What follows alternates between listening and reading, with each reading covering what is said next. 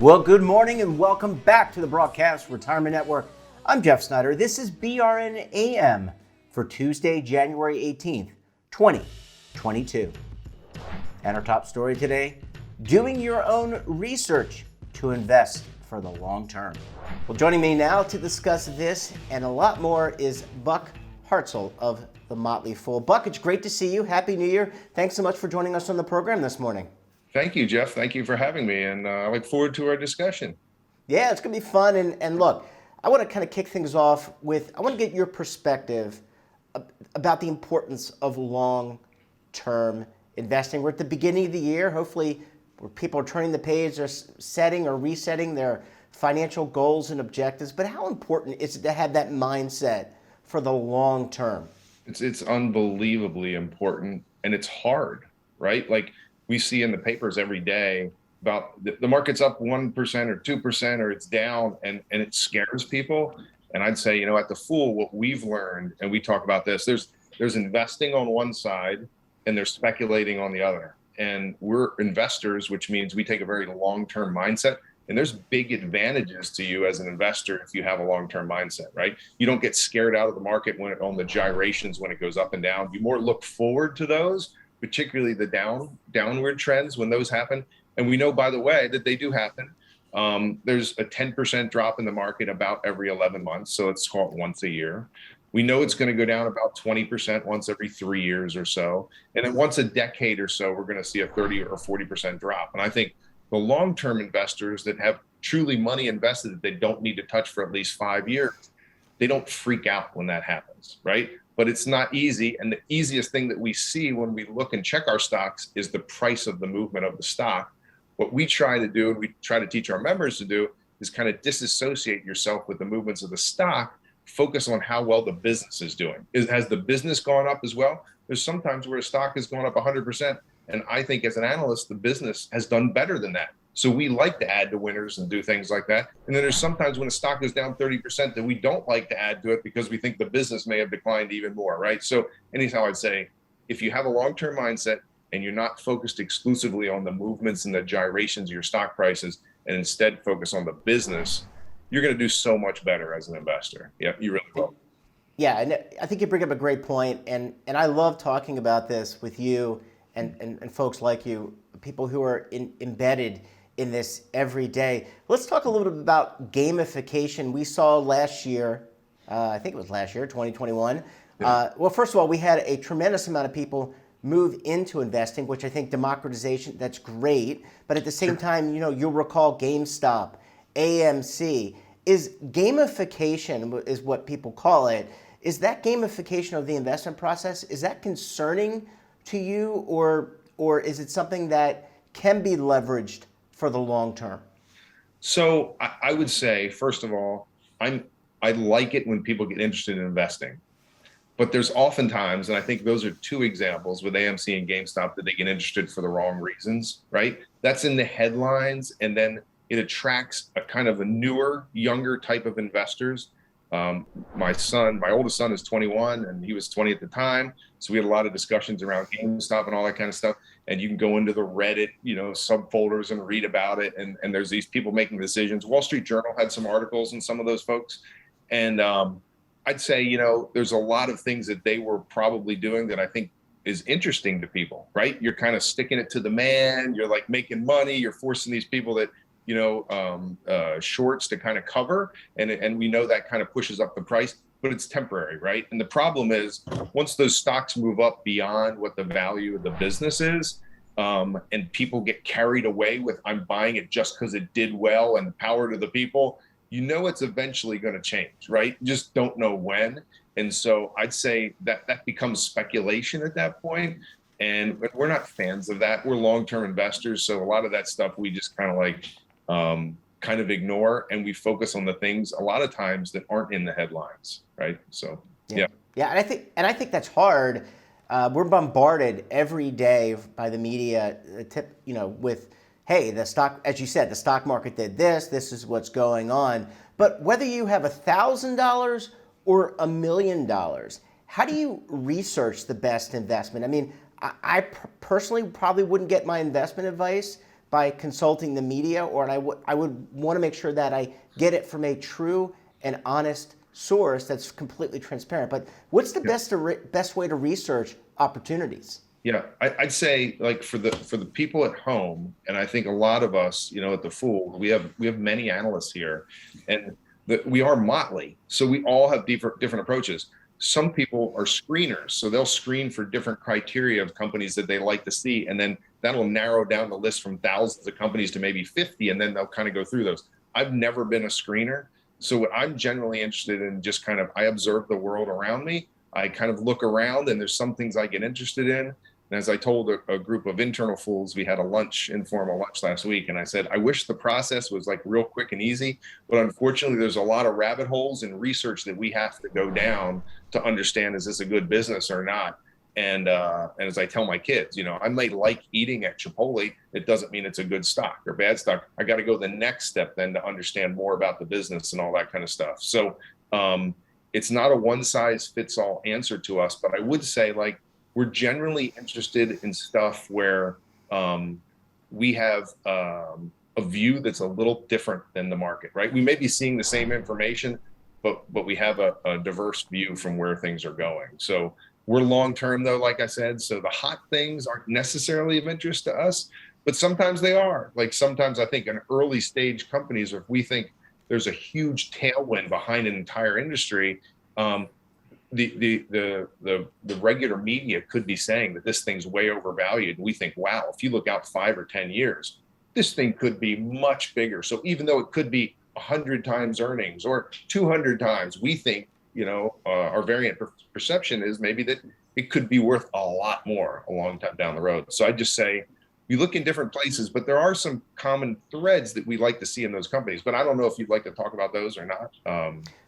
Well, yeah, and I do want to get to that. Let's get to that in the second segment. I'm going to take a quick break. When we come back, we'll talk about the keys to investor success. We'll pick up the conversation with Buck. You're going to want to stay tuned right here on BRN AM.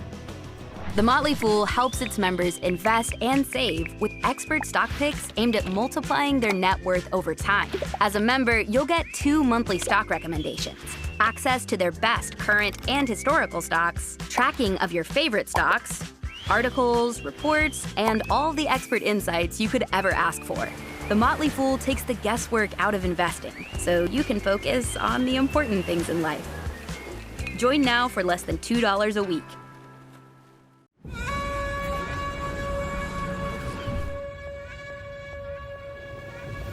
Imagine a new television network that will make you richer, healthier, and in control of your financial future.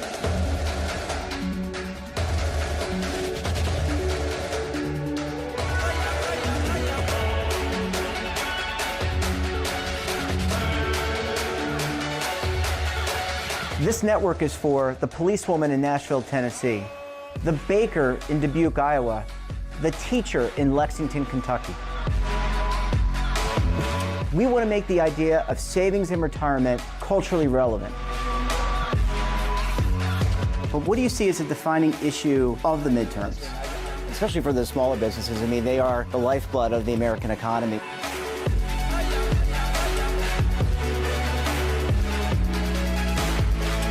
Featuring exclusive interviews, current affairs, and docuseries. 33 years old, you retired early. The philosophy is money only matters if it helps you live a life that you love. But you got to start thinking about retirement as soon as you get in. The Broadcast Retirement Network will drive very high engagement with premium partnerships.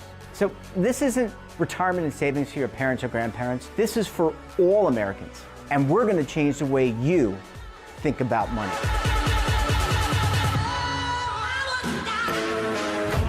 Welcome to the next frontier of retirement and savings.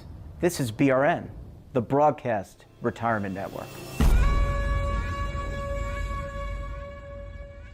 Are you over 50? Would you like to get up to 33% more income in retirement? Then call now for this free book, Annuity Do's and Don'ts for Baby Boomers. This free book reveals little-known secrets about annuity strategies that will help you make the right choices before buying an annuity. Call right now for your free book, and as a bonus, we'll also throw in a free annuity rate report, both absolutely free for calling Annuity General today. Call 800-504-8194. Welcome back. We're talking this morning to Buck Hartzell of The Motley Fool. Buck, thanks so much for sticking with us this morning. Oh, you're welcome. Thanks for having me. This is great. I enjoy this. Yeah, and we can never do enough justice to the topic of long-term investing, but I think you're breaking it down into some really nice points for people to follow. So my first question is, why or why not? Why would an investor be unsuccessful at investing? What are some of the things that people, you just laid out why long-term, in the last segment, why long-term investing is so important, and the things you need to think about. You know, you might like Chipotle, to use your words, but you may not think they're a great business. But why would an investor not be successful? Yeah, I think unfortunately, and I look back and I've been investing a long time, I'd say most of it is due to their own kind of emotions, right? We're emotional beings, and we get in our own way sometimes, Jeff. I mean, I would say that's our biggest kind of detriment to our own success. And what I preach a lot to the people when we write content and we talk to our members that pay us for advice is like, be patient, right? Like, we're impatient people. We all want to get rich quick, right? And I've found out, like, most people that do those kind of things tend to get in trouble. They tend to get over their heads. They tend to chase and buy things that they don't understand, and it turns into speculation. So I think, honestly, we are our own worst enemies. Now, there's a lot of kind of emotional things that come along with the psychological traits that cause those. Anchoring is one of those. You know, for example, I think Warren Buffett said of many years ago that his biggest mistake was an error of omission. He had done a research and he really understood a lot about Walmart. This is in the early days, and he didn't buy it because it went up a few pennies a share. And he said, you know, as I look back on that, that cost us $10 billion, right? Just because it moved a few pennies. So that's one of those, he anchored there on a price that it was a day or two before, said, I'll wait till it gets back, and it never did. So I'd say one of those things, if we want to combat that, is if you do your research and you like a business, go ahead and buy some of it. We talk at The Fool about buying in thirds here. Some people buy in sixths. I sometimes buy in tenths. I mean, you're not going to get the perfect entry point. But if you buy the right company, you take a stake. Now you're following it, right? You're going along and you understand what happens. And then once a time when this thing may pull back or you find it particularly attractive, you can add again and you can add again. You don't have to be right. And I think on the first time that you buy a stock, right? So we kind of like, we're regular savers at the Motley Fool. That's what we talk to. Most of our members are. They're saving every week. So each week and each month, they're putting some more money behind their best ideas, right? Yeah, and that lack of a better term, dollar cost averaging, tends to work out in people's favor, and you avoid bad timing and, most importantly, bad luck. Let's talk about you talked about you and the folks at The Fool. I don't know if contrarian is the right description, but you're a Motley Fool, so you have all different perspectives. How important is publicly available information versus information, for example, that you compile as analysts at The Fool? Is it enough to just use publicly available information to decide whether or not to buy a security? Sure. I mean, we don't have any inside information, right? So we don't have any information that no one else does. I'd say in order to get a variant perception, though, I think what we do is we have some frameworks and models, and we're not that we use that may be different than your average investors. Certainly they are from the people that are, you know, caught up in the GameStop phrase or whatever else, or phase. But if you want to have a variant perception, it's not about getting different information. It's largely about seeing the same information that everyone else is, but coming to different conclusions. And I think, you know, a big part of that is we talk about long-term, right? If you look at most mutual funds, they're turning over 100% of their portfolios every year, literally 100% of their portfolios. We're hardly turning over anything in a given year, and we want to invest with at least a 3 to 5 year time horizon. So that means we're looking at different things than they are. They're super worried about what happens this quarter in earnings, and they're trying to predict. They're doing models and everything else, right? We don't care about that. We're trying to look out 3 to 5 years. And the great thing is, in a world where everybody's looking short term, if you're looking out 3 to 5 years, you have a kind of a big advantage there, right? When your stock, I mean, in the early days, I'm talking late 90s on Amazon went from $70 a share to $7. This is one of the world's greatest investments. Almost everyone got shaken out of that stock, right? Because they were scared. What happened was Amazon decided I was going to build a fulfillment center and borrow $2 billion. Back in those days, if you were a .com company, you didn't take on debt. You didn't build a bricks and mortar, distribution facility. That's not what you were supposed to do. And they did it, and their stock got crushed, right? But if you had a longer term view of, is Amazon more relevant to my life today than it was yesterday? Are they going to have an advantage over some of these other .com companies, even though they borrowed some money? And they had a positive free cash flow and a really nice cash conversion cycle, which meant they were getting paid up front. They didn't have to pay their suppliers. At that time, it was books and things until 30 days later. So they were self-funding business. So they could do this. And thinking long-term was the way to go. So we saw the same information that everybody else did, but came to a different conclusion. And that's kind of really what it's all about. Yeah, and divorcing yourself from the emotion is real important. Last question, Buck. Bad actors, there are lots of them out there. And in fact, if you're out gathering information just from social media, really hard to understand people's motivation. If you're posting something, I'm buying XYZ stock, you don't know if that person owns it.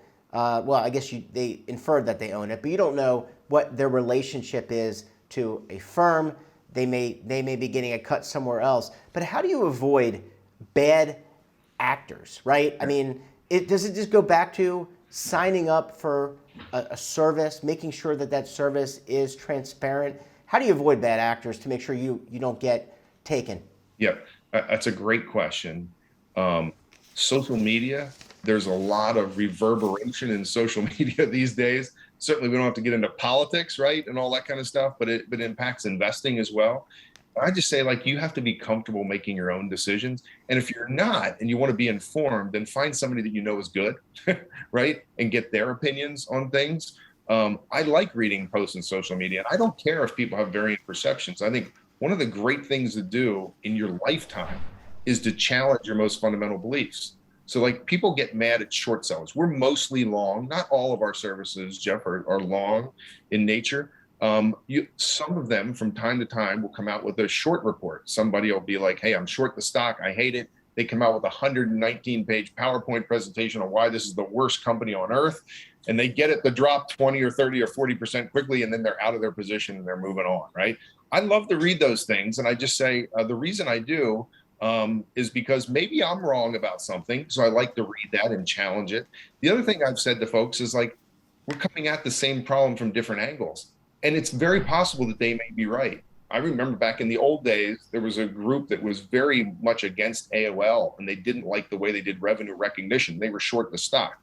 Now, the problem was they got crushed on that position. And 3 years afterwards, AOL admitted that they were recognizing their revenue in a little aggressive fashion, and they were fined about, I think it was a few $1 million by the SEC. But in the meantime, the stock was up 30-fold, right? So it's it didn't really matter. But I'd say embrace those people that are opposite. They're not always wrong. They have an opinion, some of their stuff. But I'd say at the end of the day, what it comes down to is you having the balance of confidence to push the button in the light of there's always going to be something bad going on with some business, but also the humility to know that you may be wrong. And I think this is important to know, Jeff, is the best investors in the world are going to be wrong 40% of the time. So as a result of that, we have to correct for it. You can say, oh, I just never want to make a mistake. Well, that's not true. It's going to happen. I've been doing this for a long time, decades, and you make mistakes as investors. So we diversify across a range of different companies. We tell people at least 15 stocks. I would be happier if they did 25 or 30, but I'd say at least 15 stocks because you could be wrong on any given one stock. I mean, there's lots of things that happen that are outside of what we could project would happen. Global pandemics, for instance. Yeah, to name one. Buck, yeah. We're going to have to leave it there. We could go on for literally hours. But look, we appreciate having you on, and we look forward to having you and the Motley Fool back on the program again very soon. Thank you very much, Jeff. I appreciate it, and you have a great new year. And that wraps up this episode of BRN AM. Have a topic of interest that someone you think we should talk to? Drop us a line. And don't forget, for all the information in lifestyle, wellness, finance, tech, so much more, and all in one place. Check out today's edition of our daily newsletter, The Morning Pulse. Want to search our archives or see our latest content? Then check out our website and, of course, our streaming partners like Amazon, Roku, Samsung, and over 100 more. We're back again tomorrow. Until then, I'm Jeff Snyder. Stay safe, keep on saving, and don't forget, roll with the changes.